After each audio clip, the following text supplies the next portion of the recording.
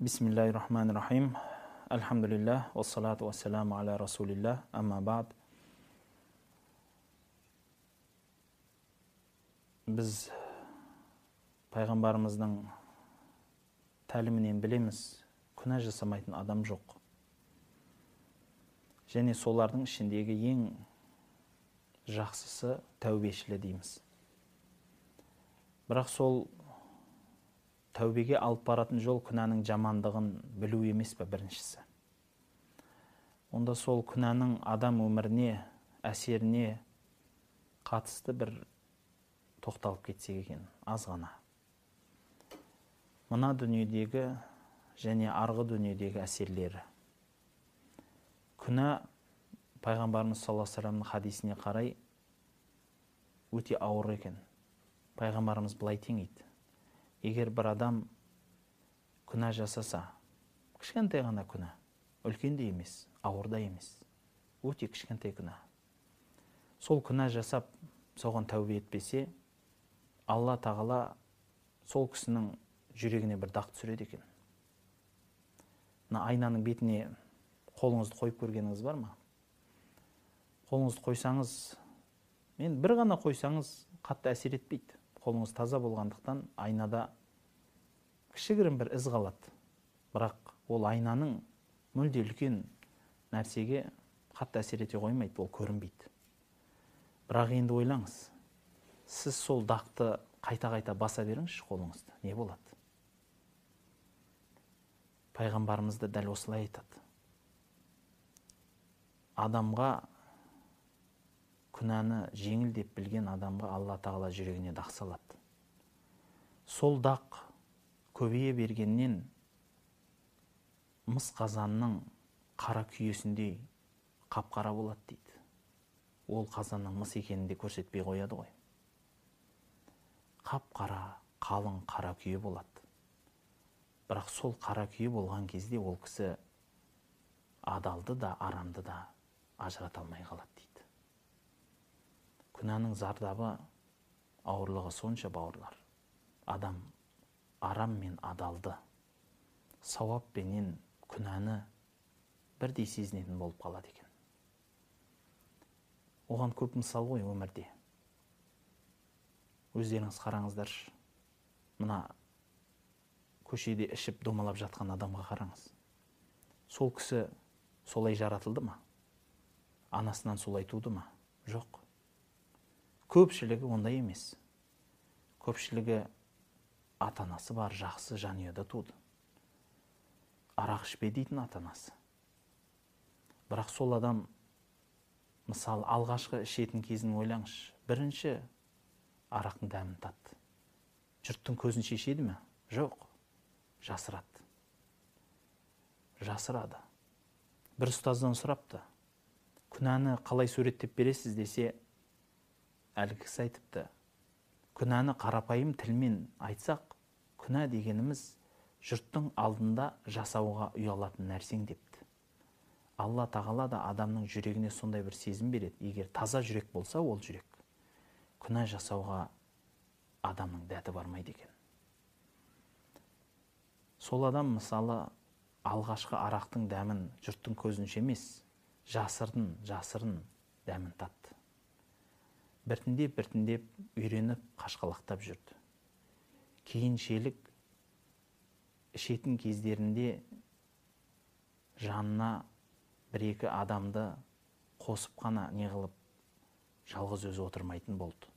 Бірақ кейіншелік ол кісіге ол күнәнің, ол нәрсенің ауырлығы білінбей кеткені сонша, көшеде тұрып та ішеді, жалғыз өзі отырып та ішеді. Оны сезінбей қалды. Тіпті сол адамның сезінбегені сонша, ол адамнан ағайын туыстары ұялатын болды. Күнә жасаған адам емес, бәлки сол күнәні көріп тұрған адамның өзі ұялатындай дәрежеге барды. Ол уақиға көп болады, ондай нәрсе. Әкесі арақ ішіп домалап жатса, баласы ұялады. Жолдастарымен мектептен қайтып бара жатып, мынау менің әкем жатқан деп айта алмайды. Қашады. Ал бірақ иығына көтеріп бара жатқан кезіндегі баланың сезімін айтсаңшы. Жүрегі ол кісінің бетін жұрттың алдында көтеріп жүру қаншалықты болды десеңші. Күнәда осылай. Бірінші жасаған уақытта жеңіл сияқты болады. Ешкім көрмей тұр ғой деп, кішкентай ғой деп. Бірақ сол жеңілдің, кішкентай күнәнің өзі адамның жүрегіне қатты әсер қалдырғаны сонша, кейде ауыр күнә жасаған адам ешкім білмеген жағдайда да біразға шейін сол сезіммен кете алмай жүреді, қашып. Ал бірақ күнәнің барлығын жасай бергеннен ол адамның жүрегі үйреніп қалады. Күнәні сезінбейді, қатып кетеді. Қазіргі кездегі мысалы, көп адамдардың балалары, қыздары келіп, әке, ана, арақ той жасамайықшы десе, жоқ, мен жасауым керек қой дейді. Кәдімгі арақ тойға таласатындығын қараңыз. Оның жаман екендігін ол кісі біліп тұр, үйретудің де қажет жоқ. Ол біздің қазақтың ұлттық тағамына айналғандай, Құдай сақтасын. Ұлттық бір дәстүріне айналған сияқты болды. Соны қоймаса, той жиын өтпейді. Қараңызшы, пайғамбардың сөзі орындалды ғой. Күнә кішкентай ет деп соны менсінбеді. Бірақ сол дақ жүрегіне көбейген сайын адал мен арамды ажырата алмай қалды.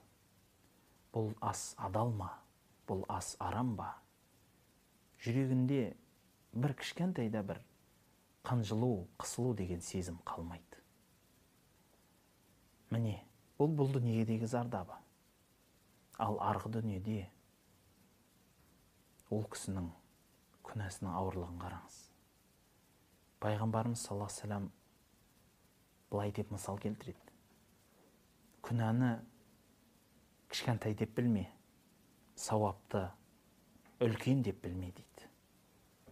Күнәнің кішкентай күнә деген ұғымы негізі шындап келгенде жоқ ол ұғым. Сауапта сондай, өте үлкен сауап деген ұғым жоқ. Сауаптың барлығы үлкен, күнәнің барлығы да үлкен. Өйткені ойлаңызшы, қияметте таразыда сіздің жақсы амалдарыңыз бен жаман амалдарыңыз тұр. Екеуі тең боп қалды. Сол кезде бір періште бір өмір тарихыңыздағы бұрыштардан кішкентай ғана, қылдай ғана күнәні алып келіп таразыға қойса, таразы қалай қарай ауады? Дәл сол сияқты қылдай ғана сауапты алып келіп тауып қойса қандай болар еді өміріңіз? Сол үшін сауап кішкентай екен деп тастап кетпеңіз. Күнә да үлкен екен деп, кішкентай екен деп бөліп араластырмаңыз. Бәлки кішкентай күнә болса да қашуымыз керек. Өйткені бұл өмірдегі зардабы ол жүректі қарайтады. Адал мен арамды бірдей қылып сезіндіреді. Ал одан кейін үлкен бір ауырлығын қараңыз. Пайғамбарымыз айтады. Бір адам топыраққа аунап, ағудайлап сұрап жатыр дейді. Я Аллахым, маған берші дейді. Бірақ Алла тағала ол кісіге бермейді. Қайдан ғана берсін? Ішкені арам болса, жегені арам болса дейді. Рас қой. Адам ішіп жем тамағының адалын білмеген соң, және жылаймыз ғой. Мен Құдайдан сұрайын, бірақ бермейді дейміз. Қайдан ғана берсін? Арам нәрсеменен той жасаймыз. Сол арам нәрсені ұстап тұрып, екі жасқа тілек айтамыз. Алла Құдай бұлардың өмірін ұзақ етсін, осы босағаларын берік етсін дейміз. Құдай қайдан ғана берсін ол нәрсені? Бермейді. Бәлки Пайғамбарымыз саллаллаху алейхи вассаламда осы сөздің және бір мысалы бар. Рубба ашғасин ағы бар деп басталатын. Бір адамдар болады, шаштары ұйпа-тұйпа, үстері шаң-шаң. Бірақ егер уа Алла деп ант етсе, Алла ол кісінің сөзін екі етпейді дейді. Өйткені адамның Алла тағала дүниесіне, оның әлеуметтік жағдайына қарамайды, оның жүрегінің тазалығына қарайды бірінші орында. оның күнәлардан шеттелгенін қалайды. Жүректің байлығы руханият емес пе, имандылық қой. Сол имандылыққа қарайды. Сондықтан күнә егер сіздің жүрегіңіздің байлығын алса, онда сіз қуыс кеуде адам болып қана қалмайсыз ба? Адал мен арамды білмесе, сауап пенен күнәні білмесе, ол адамнан не қайыр күтесіз?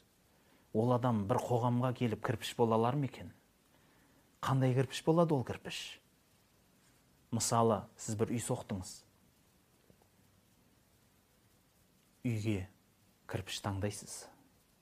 Қисық-қисық, шала піскен, бұрыштары қақталмаған кірпішті алып келіп үйіңізді құрасыз ба? Жоқ. Ертеңін ойлайсыз, менің салған үйім 100 жыл тұрсын дейсіз. Бәрекелді.